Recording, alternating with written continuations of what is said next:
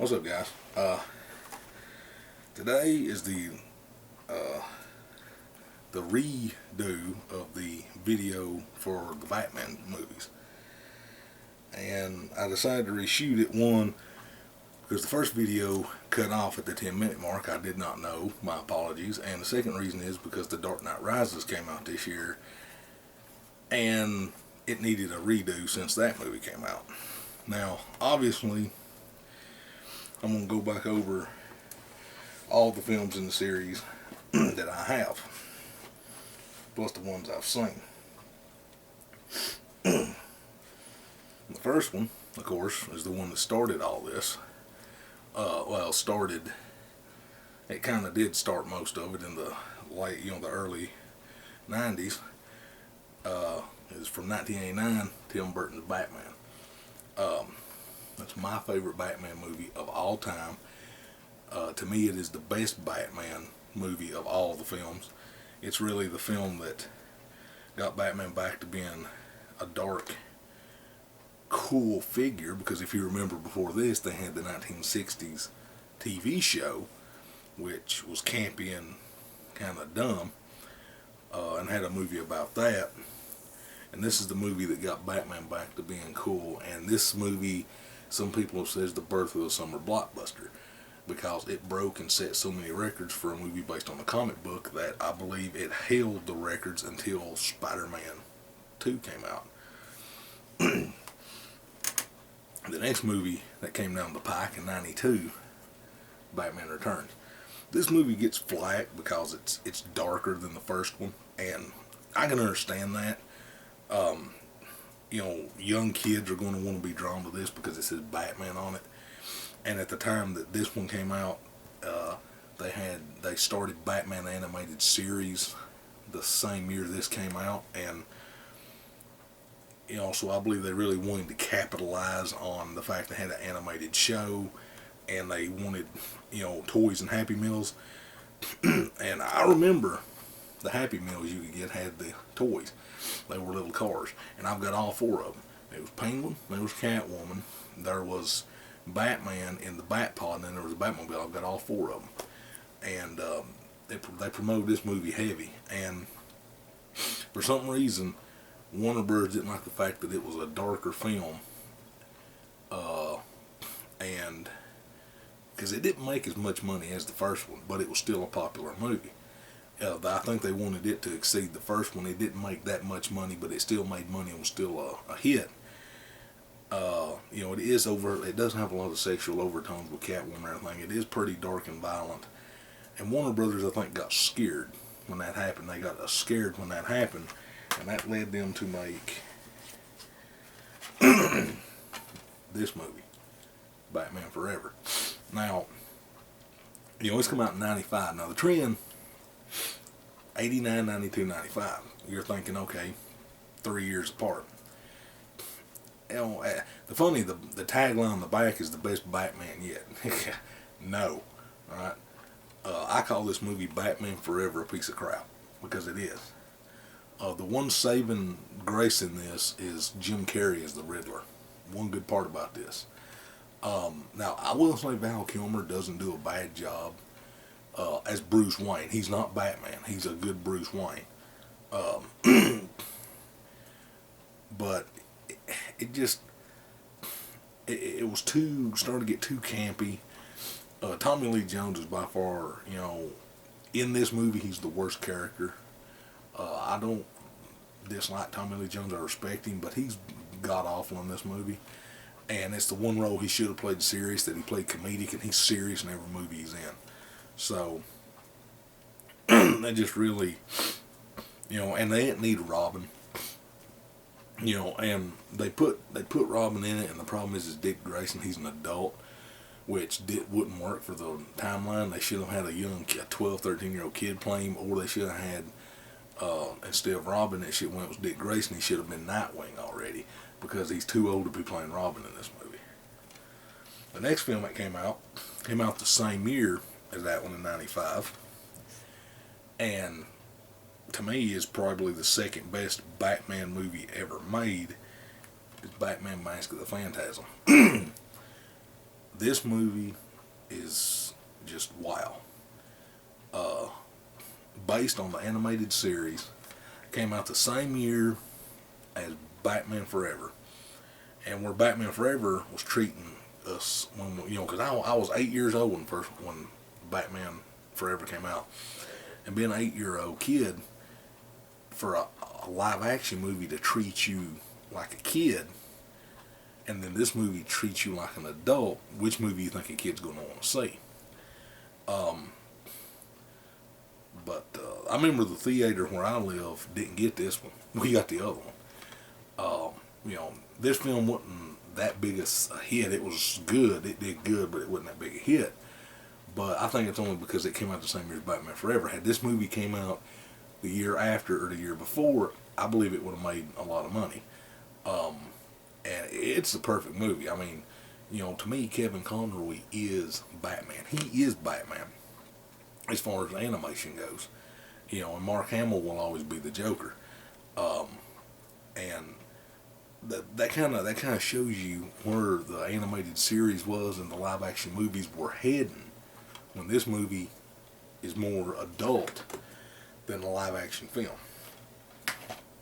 And go.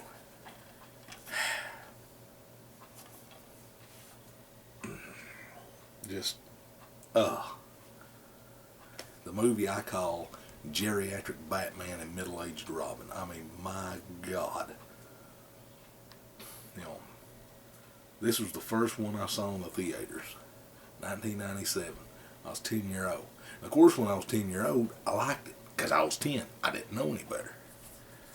But my God, this movie is one cheesy pun after another. Now, don't get me wrong. I don't hate cheesy puns. I love cheesy ass action, 80s action movies and horror films. But God, this movie is awful. And the worst part about it, the back credit card. And if you look at the scene, it says back credit card. If you pause it, it says expiration date forever. It's like, really? You're going to stoop that low? You got the ugliest Batmobile.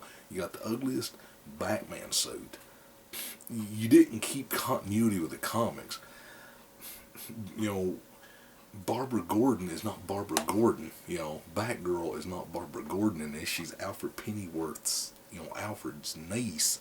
That's not right. She's supposed to have red hair and be Barbara Gordon, be Commissioner Gordon's daughter, for God's sakes.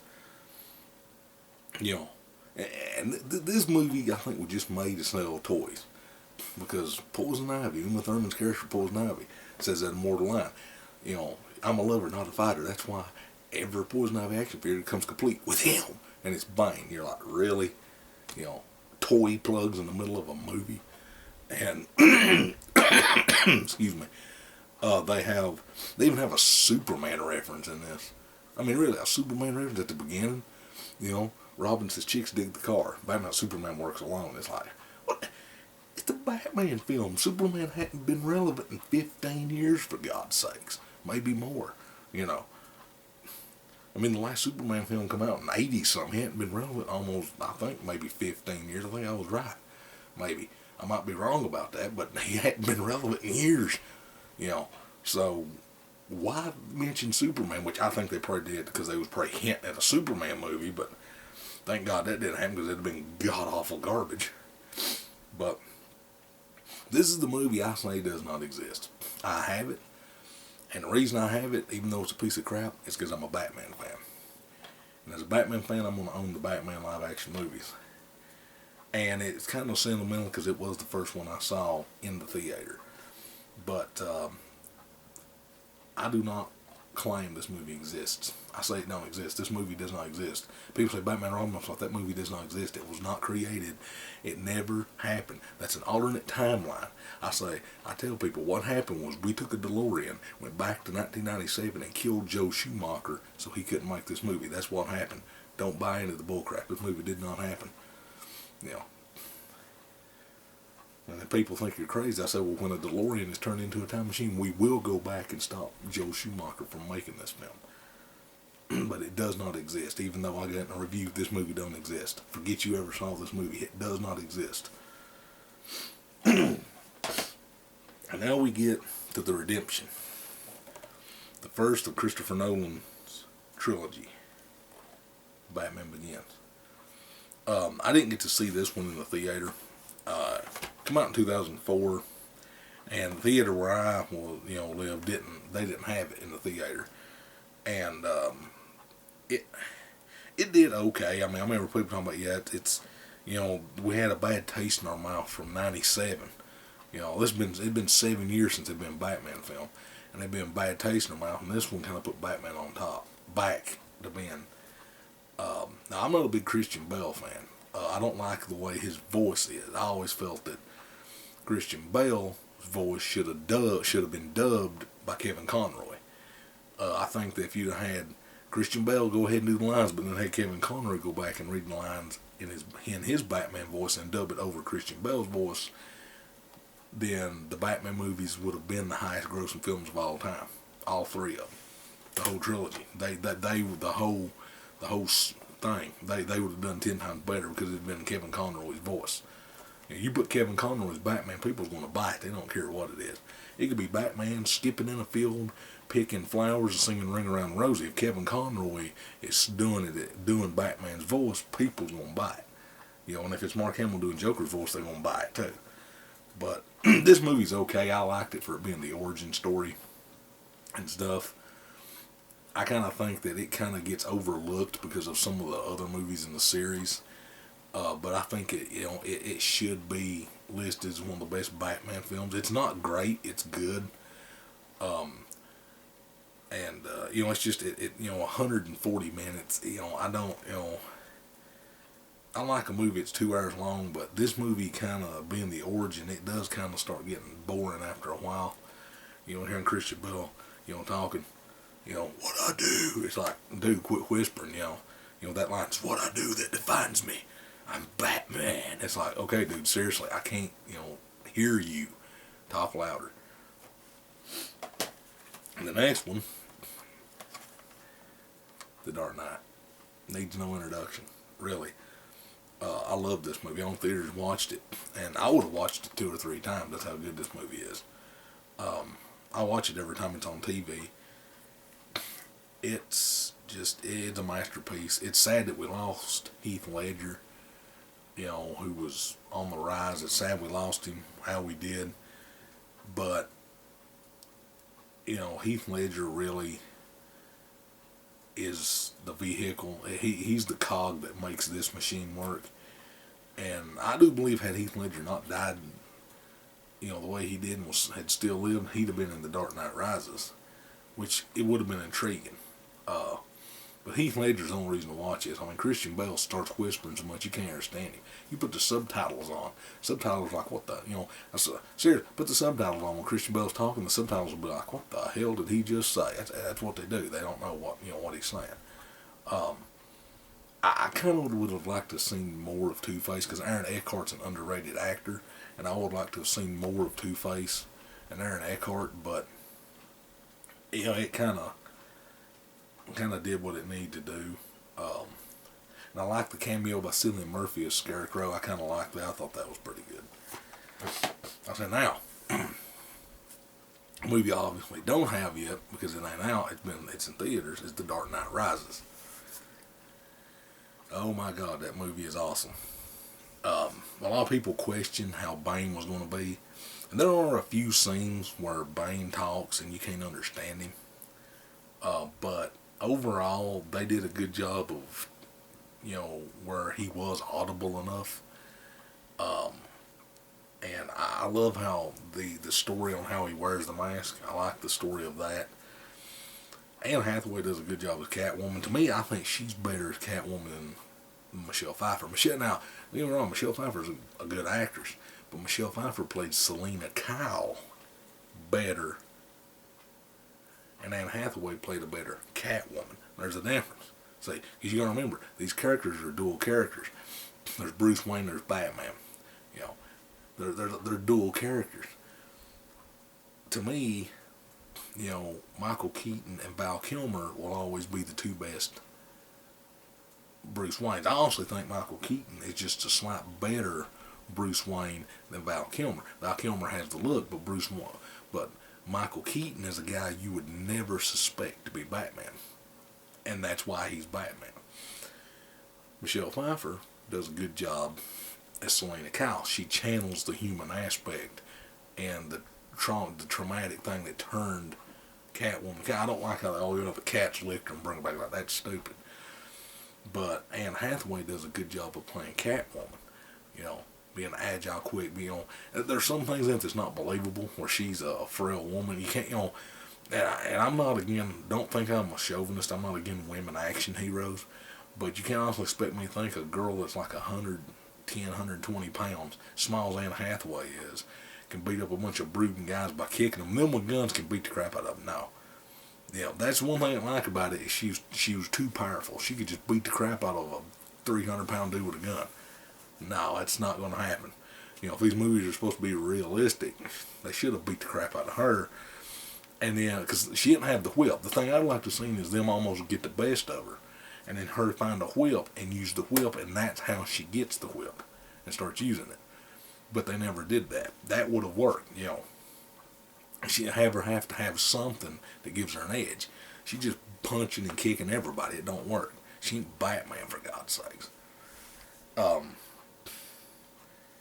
It's a good movie. Joseph Gordon-Levitt does great.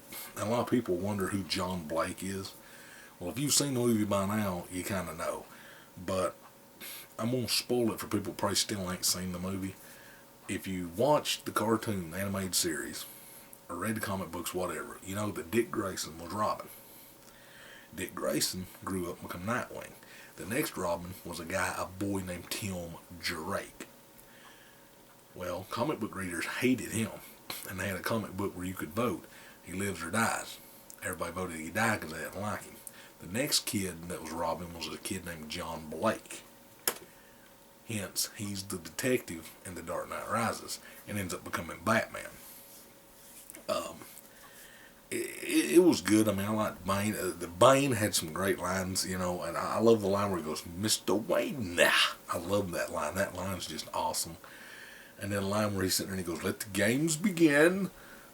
His lines are just great, and I can't do his kind of, he sounds like Sean Connery, but I liked it. I didn't mind it because Bane had been, he represented differently, and I like this alternate view because it's kind of be more realistic, and it's based on the graphic novel, the realistic comics. So, The Dark Knight Rises, I thought, it ain't quite as good as The Dark Knight, but it's a great film. Now, I'm going to rate the films in order from best to worst, including The Dark Knight Rises. Of course, obviously, I always rank the best one is Batman. That's the best film in the whole series. I don't care what you say, you cannot convince me this is not the best film in the series. It's perfect, it's a masterpiece. It was the first blockbuster that was based on a comic book, and it's true. Look at the Superman films. This movie made more. The next best one is The Dark Knight, no brainer. Anytime you got the Joker, this is the next best one. Which technically this is a redo. It's kind of funny because this is kind of a remake and a repeat of Tim Burton's, but it's more realistic. It's still the second best one in the series, though, just because of Heath Ledger does a great job in it. The third film, The Dark Knight Rises, for obvious reasons, it goes up to being the third best Batman film ever made. And the fourth one, Batman Mask of the Phantasm.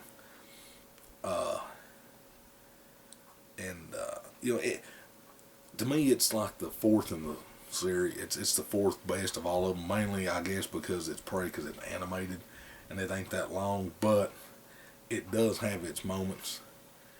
And just for the fact that it's based on an animated series, it gets the mention on this list. The next one, Batman Returns. I can watch it all the time. It's a good movie. I like it. I don't see nothing wrong with it. Some people may not like it. It's good. It's the movie that continues the first one's timeline. And to me, I will always say that the Batmobile from the first two films, which is Batman Returns, is the best looking Batmobile they ever had. The Batmobile that came later sucked. I don't even like that Tumbler that's in the new movies. I hate the Tumbler. I think it's stupid. The next one, Batman Begins. It's the next one down the list of good ones. And the reason it's rated low is mainly because it ain't as good as the two that came after it. And it's not nearly, it's better than the two that it was, that two of the ones that came before it. It's better than, the 1, 2, it's better than Forever and Batman Robin, but it's not as good as the two that came after it, and it'll never be as great as Batman and Batman Returns. I have to put Batman Forever next on the list as a good one. It follows right behind Batman Begins because as bad as it is with the cheesiness and stuff, Jim Carrey saves it from being just completely god awful. And it's hurt by the fact that Tommy Lee Jones doesn't do it good, doesn't play a serious enough Two-Face. He looks too comical, and it just Chris O'Donnell just too old to play Robin. Now I'm actually going to throw a wild card in here and say that the second to last movie is Batman the movie from 1966. That movie's a piece of crap, but it's got some good scenes in it, some funny moments, and I remember watching it on TV laughing my head off at it. And I love the old, I used to watch when I was little in reruns and repeats the old 1960s Batman show, and I liked it then. It's campy and stupid, but if I ever found it on DVD, I would buy it because I'm a Batman fan, even though it's stupid. But that movie is funny. It's got some cheesy one-liners in it and cheesy lines, like Batman's got the bomb and he's trying to throw it away, and he goes, "You just can't get rid of a bomb." And I'm like, oh yeah, everybody's just sitting around thinking you can't get rid of a bomb. That's what everybody's thinking, yeah, And then they kind of mess up the storyline in that one when there's a part where Robin says, no one knows our secret identities, not even our families. And I'm like, wait, the families are dead though, what the hell? But it's entertaining, and it's entertaining. Cesar Romero, probably the second or third best Joker of all time. Burgess Meredith is a great Penguin. I still haven't seen anyone that plays Penguin as good as Burgess Meredith. Of course, the guy that plays the Riddler in that movie, I can't remember it. Frank Gorshin plays the Riddler. Best Riddler ever is Frank Gorshin. And of course, it don't hurt that they got the hot Julie Newmar in that movie. She's a fox too. Don't hurt that they got her in there. Now, of course, the worst film of the series is this one. Oh God. Oh. This movie is a stain in the history of movies. 97 was a great year for movies. Probably one of the top best movie years ever was 97. I mean, you take a look at different decades, there's one year that has great movies. 97 had like 3 or 4 great movies that came out that year. And this piece of shit. And the sad thing is this movie made money in 97. And it was going up against movies like Titanic and freaking let's see, what else come out of that? Excuse me. 97, so it come out with, Titanic, and I think, Scream 2. That movie was up against some heavy hitters. Of course, to me, the second best film of 97 was Lost World Jurassic Park, which people's going to disagree with, but I think it's one of those good sequels. God, this movie. Well, that's been my thoughts on the Batman films. My ranking of best to worst. Do you agree with do you agree with the list of best to worst? Do you disagree with it? I'd like to hear your thoughts.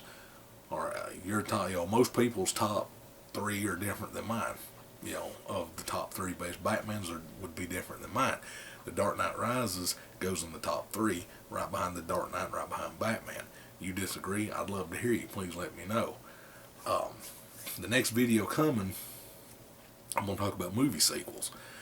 And it's kind of hard to do because I've talked about different series, Friday 13th, Nightmare on Elm Street, those series. But I'm going to talk about sequels, and I'm going to talk about the movie, the movie that had a sequel, that the sequel's 10 times better than that movie. But movie sequel video will be next. And, leave your comments, subscribe, let me know what your favorite Batman film is, and do you agree with my list, disagree? How would you rank the Batman films? See you later.